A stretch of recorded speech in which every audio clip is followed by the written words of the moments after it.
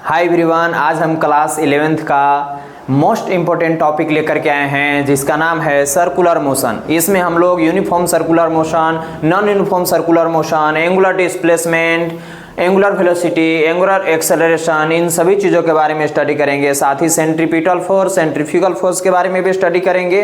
तो please be continue with us. तो हमारा इस टॉपिक का नाम है circular motion. Circular motion. Circular मतलब क्या होता है? तो सर्कुलर मतलब याद रखना है चक्कर। क्या होता है? चक्कर। चक्कर मतलब गोल गोल घूरना। जैसे पंखे देखे हैं तो पंखे ये जो गोल गोल घूरेगा उस तरह से वो हो गया हमारा, है ना। घड़ी का देखे होंगे टिप्स, है ना, कैसे होता है? या मान लेते हैं कि सेकेंड का है तो टिक टिक टिक टिक टिक टिक टिक टिक टिक, ठीक है ना। ये इस तरह से घूरता है। तो ये हमारा है सर्कुलर मोशन। अगर हम थोड़ा सा कहें ये सर्कुलर मोशन के बारे में तो थोड़ा सा देखिएगा ये क्या होता है।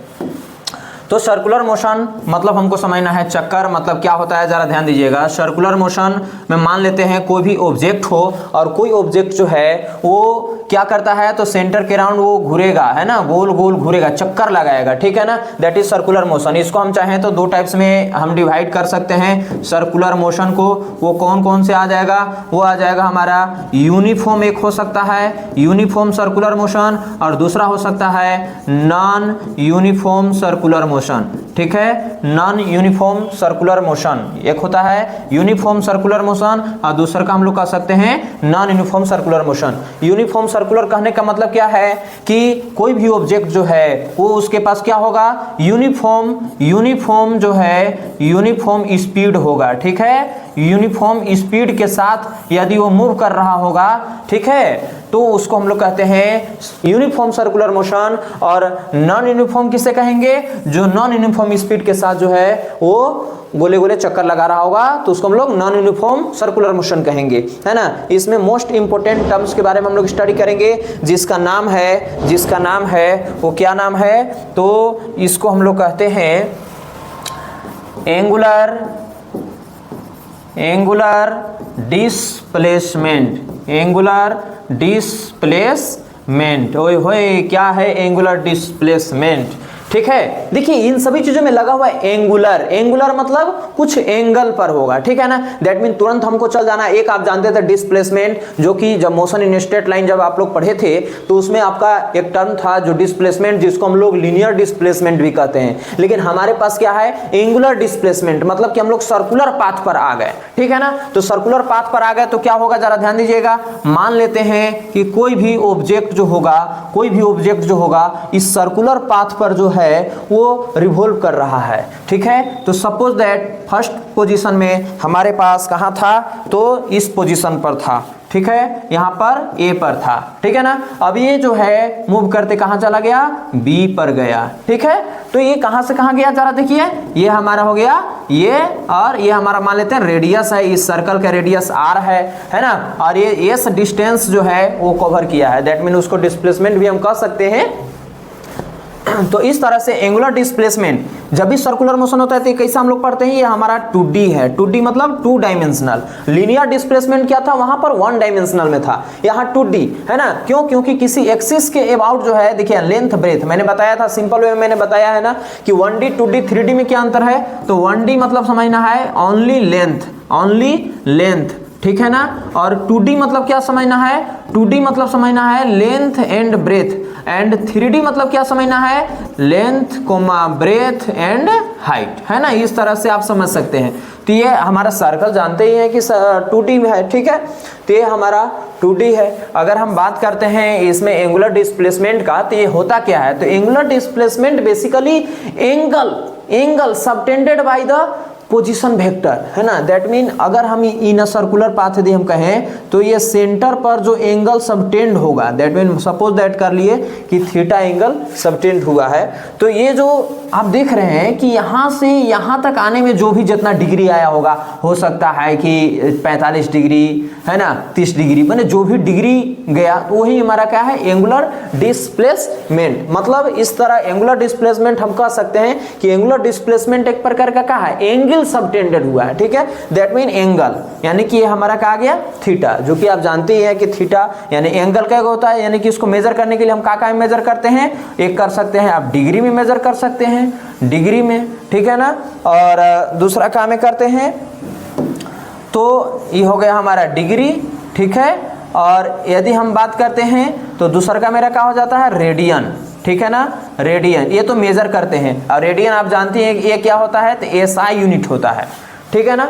अगर हम बात करते हैं थीटा का, तो एंगुलर डिस्प्लेसमेंट में थीटा, और थीटा एंगल बराबर क्या जानते हैं, तो ये आप जानते होंगे length of arc, length of arc upon radius जानते हैं आप, क्या जानते हैं, length of arc upon radius, मतलब इसी तरह से आप लिख सकते हैं थीटा इज इक्वल टू, वो क्या लिख सकते हैं, लेंथ ऑफ आर्क, मतलब ये यहाँ पर मेरा क्या है, एस है, ठीक है, ऐसे सिंपली आप एल लिख सकते हैं, और रेडियस कितना है, आर है ना, आप यहाँ पर मेरा ये लेंथ कितना है, एस है, मतलब यहाँ से थीटा इज इक्वल टू क्या लिख सकते हैं आप, एस अपॉन आर, और यहाँ मेरा आर क्या है, कैपिटल आर है, तो आप यहाँ पर कैपिटल आर ले लेंगे, ठीक है।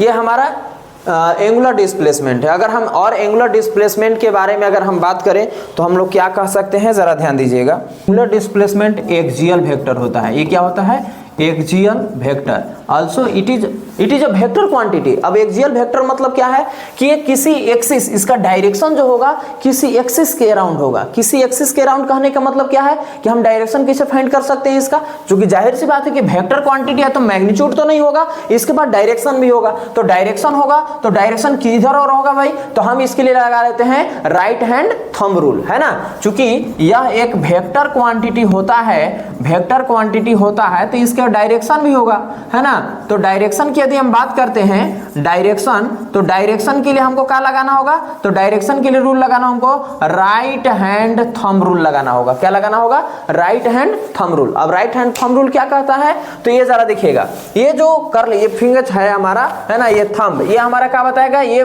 मोशन को बताएगा, यानी कि जैसे आप ऐसे किए तो ये हमारा किधर की ओर जा रहा है, एंटी क्लॉकवाइज, है ना, एंटी क्लॉकवाइज मतलब समझते हैं ना कि हमारा ये घड़ी है, ये घड़ी है तो हमारा क्या हो गया, यहाँ पर मान लेते हैं 12 बज रहा होगा, 1 2 3 4 इस तरह से, तो ये क्लॉकवाइज होता है इस तरह का डायरेक्शन, और जब हम इधर की ओर जाएंगे तो क्या आ जाएगा, एंटी क्लॉकवाइज होएगा, ठीक है ना, तो यहाँ पर एंटी क्लॉकवाइज हमारा ये है, तो जब इधर होगा तो कुछ इस तरह से, मतलब ये हमारा डायरेक्शन ऑफ एंगुलर डिस्प्लेसमेंट कहीं और हो रहा है तो आउटसाइड, है ना, ये आउटसाइड मतलब बाहर की ओर। ये देखिए ये थंब हमारा जो रिप्रेजेंट करेगा वो डायरेक्शन ऑफ किसका, एंगुलर डिस्प्लेसमेंट को, ठीक है ना। अगर मान लेते हैं कि ऐसा ही हो और हमारा जो इसमें सर्कुलर पाथ है वो कुछ इस तरह से, और इसमें जो है वो इधर से इधर मूव कर रहा है ऑब्जेक्ट, तो कैसे लगाइएगा, कुछ इस तरह से, दैट मीन वो यानी कि थंब किधर गया, इनवर्ड, है ना, यानी कि इस केस में हमारा इनवर्ड डायरेक्शन हो जाएगा किसका, एंगुलर डिस्प्लेसमेंट का, ठीक है। तो ये चीजें जो है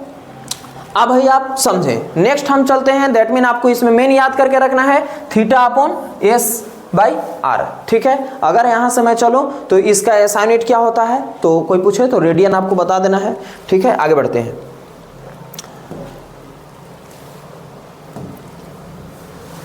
नेक्स्ट जो हम बात समझेंगे उसका नाम है एंगुलर वेलोसिटी, एंगुलर वेलोसिटी, ठीक है ना। अब क्या होता है एंगुलर वेलोसिटी, आप सिंपली वेलोसिटी समझते हैं ना कि क्या समझते हैं कि डिस्प्लेसमेंट अपॉन टाइम, है ना, यानी कि the rate of displacement is called velocity, not angular velocity. तो एंगुलर वेलोसिटी समझने के लिए बस अर्थ कुछ नहीं करना है, सिंपली आपको एंगुलर डिस्प्लेसमेंट अपॉन टाइम, ठीक है। आप यहां पर कह सकते हैं दैट मीन ऐसे भी इसमें रेट लगा सकते हैं, यानी कि द रेट ऑफ है ना change in angular displacement is called क्या कह सकते हैं, एंगुलर वेलोसिटी, एंगुलर वेलोसिटी, ठीक है। दैट मीन इस तरह से आप कह सकते हैं कि एंगुलर वेलोसिटी बराबर, अगर हम चेंज इन एंगुलर डिस्प्लेसमेंट, अगर चेंज इन एंगुलर डिस्प्लेसमेंट को अगर हम डेल थीटा से अगर हम रिप्रेजेंट करते हैं तो ये हमारा क्या आ जाएगा, बटा डेल टी, ठीक है।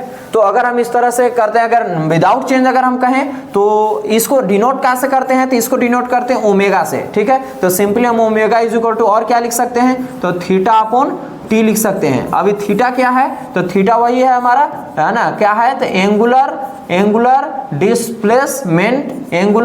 डिस्प्लेसमेंट है। अगर हम टाइम यहाँ का, तो टी क्या है मेरा, टाइम है, ठीक है। अगर हम इसका एसआई यूनिट की बात करें तो इसका एसआई यूनिट क्या हो जाएगा, बताइए जल्दी से। इसका क्या होता है, रेडियन, ठीक है, इसका रेडियन हो जाएगा। और टाइम का क्या होता है, पर सेकेंड, माने रेडियन पर सेकेंड हो जाएगा, ठीक है। यदि हम डायमेंशन की बात करें तो डायमेंशन क्या होता है, तो इसका डायमेंशन हो जाएगा हमारा रेडियन, है ना, तो उधर उसका तो कुछ नहीं होगा, यानी कि टाइम मतलब कि क्या आ जाएगा, यानी कि ओमेगा का यदि हम डायमेंशन की बात करें तो 1/t, ठीक है ना। इस तरह से हमारा कितना आ जाएगा, t के पावर -1, यानी कि t -1 कहना है, ठीक है। इस तरह से यदि हम आगे बढ़ते हैं तो इसका भी डायरेक्शन होता है। और ये जो इसका डायरेक्शन है, ये भी एक कौन सा क्वांटिटी है, वेक्टर क्वांटिटी है। कौन सा क्वांटिटी है, वेक्टर क्वांटिटी है, ठीक है। कभी कभी आपको स्मॉल चेंज यहीं में आ जाता है, तो फॉर यदि यहाँ हम यदि स्मॉल चेंज की बात करें, फॉर स्मॉल चेंज यहाँ यदि हम बात करें तो हमारे पास क्या आ जाएगा, omega is equal to d theta upon d t आ जाएगा, ठीक है ना। ये स्मॉल चेंज है हमारा एंगुलर मोमेंटम डिस्प्लेसमेंट का। नेक्स्ट यदि हम, हाँ, चूंकि एक वेक्टर क्वांटिटी है तो इसका डायरेक्शन भी होगा, है ना, तो इसका भी डायरेक्शन करने होता है तो एलोंग एक्सिस, है ना। अब एक्सिस माने एक्सियल वेक्टर माने एक्सिस के अराउंड, जिधर का रोटेशन होगा, जिधर का मूवमेंट होगा, उधर का डायरेक्शन, मतलब सिंपली कह सकते हैं एंगुलर डिस्प्लेसमेंट के अलोंग आपका किसका डायरेक्शन होता है, तो एंगुलर वेलोसिटी का डायरेक्शन होता है, ठीक है। हम आगे बढ़ते हैं।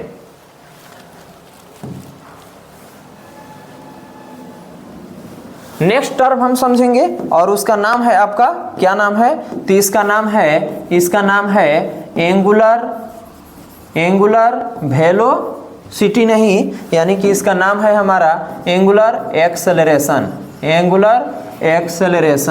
ठीक है, एंगुलर एक्सेलरेशन। अब एंगुलर एक्सेलरेशन क्या होता है, जरा ध्यान समझिएगा। एंगुलर एक्सेलरेशन सिंपली आप लीनियर एक्सेलरेशन जानते हैं। एक्सेलरेशन क्या होता है, the rate of change in velocity upon time.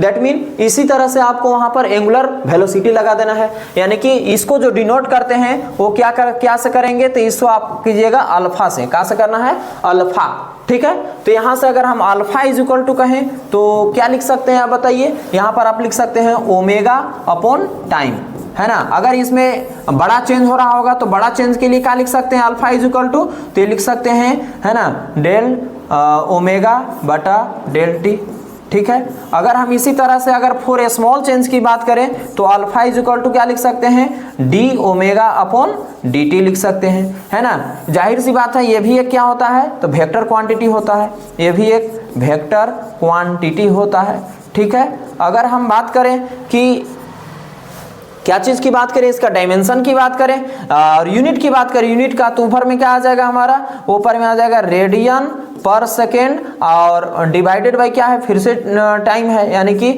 इधर भी हमारा क्या है, तो सेकेंड है, माने इधर आ जाएगा हमारा रेडियन पर सेकेंड स्क्वायर आ जाएगा, ठीक है ना।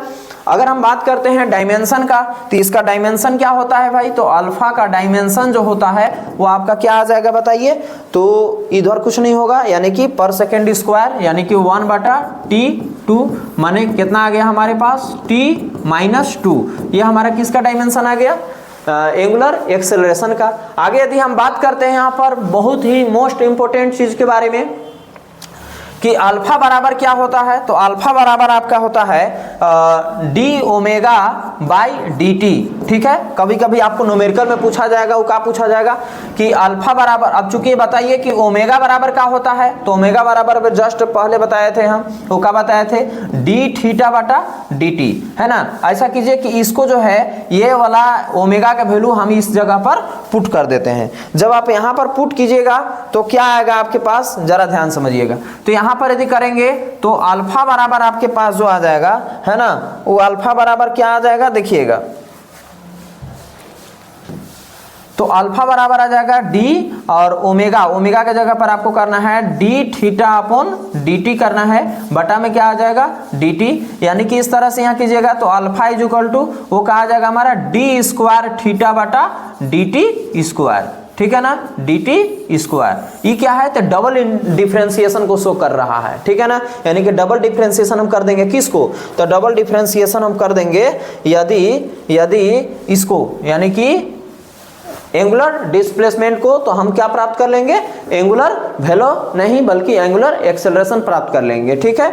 अब हम बात करते हैं मोस्ट इंपोर्टेंट टर्म का जिसका नाम है, चलिए आई होप आप सब समझ गए होंगे, है हमारा आज का 3 टर्म्स, ठीक है, एंगुलर डिस्प्लेसमेंट, एंगुलर वेलोसिटी और एंगुलर एक्सेलरेशन, ठीक है ना। नेक्स्ट वीडियो में हम आपको बताएंगे कि एंगुलर डिस्प्लेसमेंट और लीनियर डिस्प्लेसमेंट में क्या रिलेशन होता है, एंगुलर वेलोसिटी और लीनियर वेलोसिटी में क्या रिलेशन होता है, and angular acceleration and linear acceleration में क्या रिलेशन होता है, ठीक है।